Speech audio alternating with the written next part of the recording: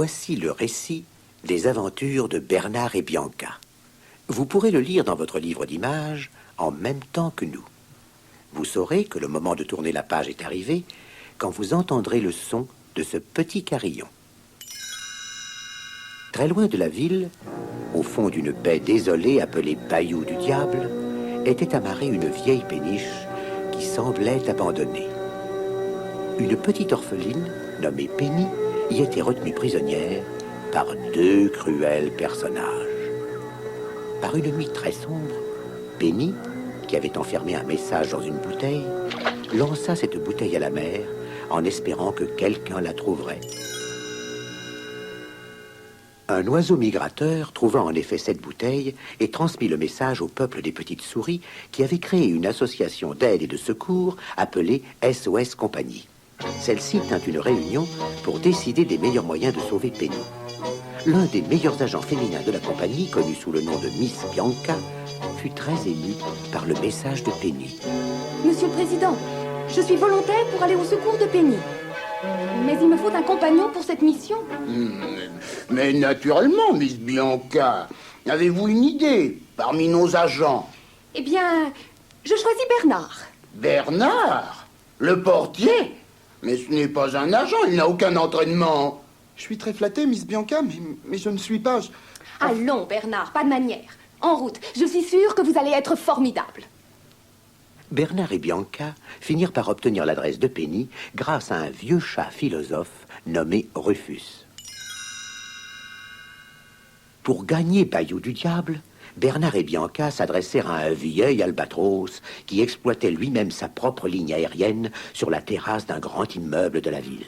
Installés dans une boîte de sardines attachée sur le dos de l'oiseau, Bernard et Bianca connurent de terribles angoisses quand, peinant, boitant, soufflant et brinque-ballant, le vieil albatros prit son vol. Oh, mes amis, quel équipé! Après 1000 péripéties, ils atteignirent enfin Bayou du Diable. Un vieux couple de rats des champs leur montra la péniche délabrée qui était amarrée de l'autre côté de la baie. Bernard et Bianca s'assirent dans une grosse feuille creuse qui ressemblait à un canot. Sur la tige, une libellule pleine d'énergie, nommée Évinrude, battait des ailes à toute allure. Le canot prit de la vitesse, emporté par cette hélice vivante. Ils atteignirent bientôt la vieille péniche. À travers le hublot, ils virent ceux qui avaient enlevé Penny. Il y avait l'affreuse Madame Médusa. Elle caressait deux énormes crocodiles qui lui servaient de chiens de garde. Ils virent aussi un gros monsieur à l'air méchant qui s'appelait Monsieur Snoops. Je veux ce diamant! Hurlait Madame Médusa en menaçant Snoops. Vous forcerez cette Penny à descendre dans la grotte du pirate dès demain.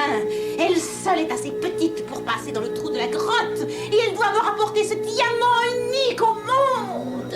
Bernard affolé chuchota. Il faut sauver Penny sans retard, avant demain. Allons, pénétrons dans la péniche. Il commençait à peine à trottiner sur le plancher quand ils furent repérés par les deux terribles crocodiles. Une poursuite effroyable s'engagea.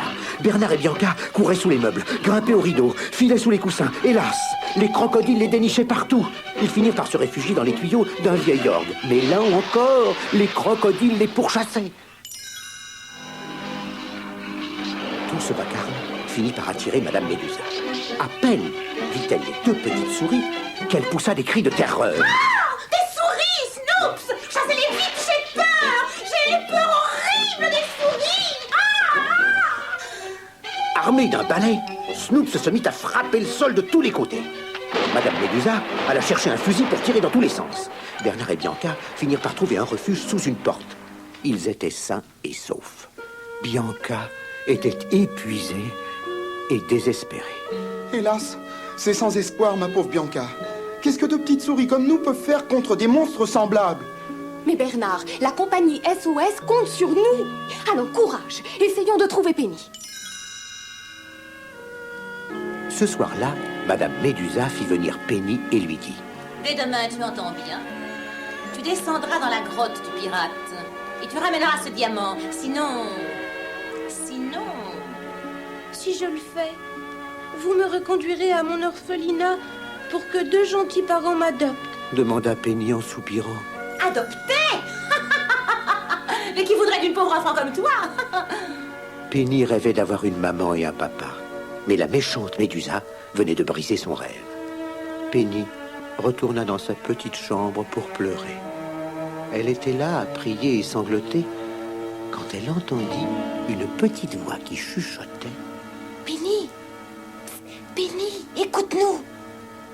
C'est nous qui avons trouvé ton message. Nous sommes ici pour te porter secours. Penny, étonnée, serra contre son cœur son ours en peluche et lui dit: Tu as entendu, Nounours? Notre bouteille a été retrouvée.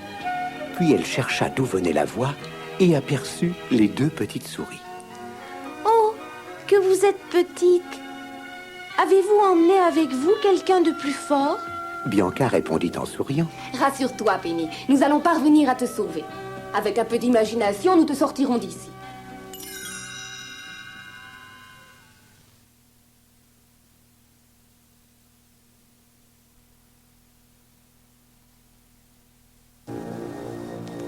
Le lendemain, très tôt, Madame Médusa entra dans la chambre de Penny. Allons, debout, Penny. Nous devons retrouver ce diamant dès ce matin. Bernard et Bianca se glissèrent sans bruit dans la poche du tablier de Penny. Madame Médusa et Snoops conduisirent Penny sur le rocher où se trouvait l'horrible grotte du pirate. Non, non, je ne veux plus descendre dans ce trou noir à nouveau. Il se remplit d'eau tout le temps. On n'y voit rien. Je vais me noyer. Je ne veux pas. Madame Médusa, furieuse, arracha son ours en peluche des bras de Penny. Ou tu descends dans ce trou et me rapportes ce diamant, ou tu ne revois plus jamais ton cher nounours. Snoops força Penny à entrer dans un grand seau attaché à une corde et le fit glisser dans le trou profond envahi par l'eau noire de la mer. Quand le seau toucha le fond de la grotte, Bianca sortit de la poche de Penny. Bernard apparut à son tour. Courage, les filles. Une vague énorme envahit soudain la grotte. Penny dit en frissonnant. J'ai peur d'aller plus loin. C'est là que l'eau arrive en tourbillonnant. Bernard réfléchit un moment et dit: Voyons, si j'avais été un pirate, c'est justement là que j'aurais caché mon diamant. Je vais y aller. Et il commença à glisser le long du rocher gluant. Il montrait beaucoup de courage, mais en réalité, il était mort de peur. C'était bien là, en effet, que le pirate avait caché le gros diamant. Il brillait de tous ses feux au fond d'un vieux crâne horrible coincé dans le rocher. Penny et Bianca rejoignirent Bernard. Penny, armée d'un sabre rouillé qui traînait parmi les épaves, parvint à extraire du crâne le merveilleux diamant. Ils quittèrent le trou au moment même où un énorme tourbillon d'eau noire allait les submerger. Penny fut remontée hors de la grotte avec Bernard et Bianca dans sa poche.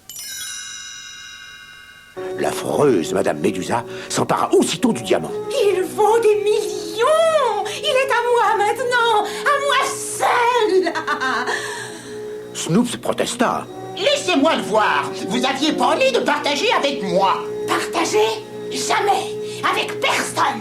Et prompte comme l'éclair, Madame Médusa bondit dans son canot à fusée et regagna la péniche. Penny crut que le moment était venu de s'enfuir. Hélas, l'un des crocodiles la rattrapa aussitôt et la ramena au bout de sa gueule vers l'affreuse péniche. Bernard et Bianca demandèrent à la libellule, Évinrude, de les reconduire une fois encore auprès de Penny.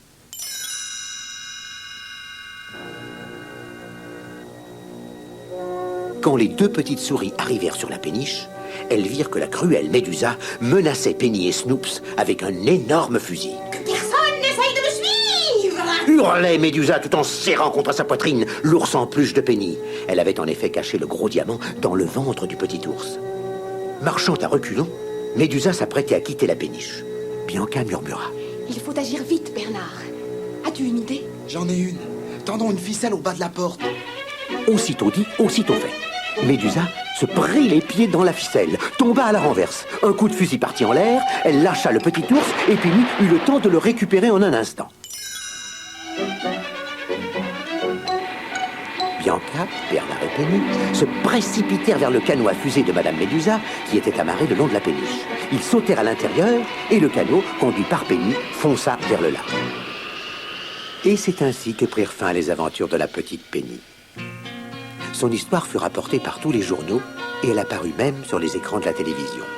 Quelques jours plus tard, elle était adoptée par de charmants parents. Ainsi, Penny réalisa son rêve. Elle eut une maman et un papa, comme tous les petits-enfants. Bernard et Bianca, de retour à la compagnie SOS, furent fêtés comme des héros par le peuple des souris. Bernard, tu as été merveilleux. Simplement merveilleux. Chuchotait Bianca. Tu es chic, Bianca, de me dire cela. Répondit Bernard en rougissant de plaisir. En tout cas, nous avons tous prouvé une chose. Comme disait le pont La Fontaine, on a souvent besoin d'un plus petit que soi. Approchez,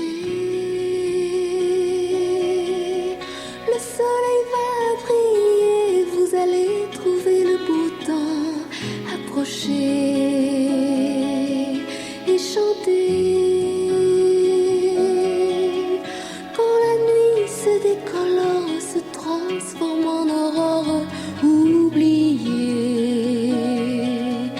et chantez.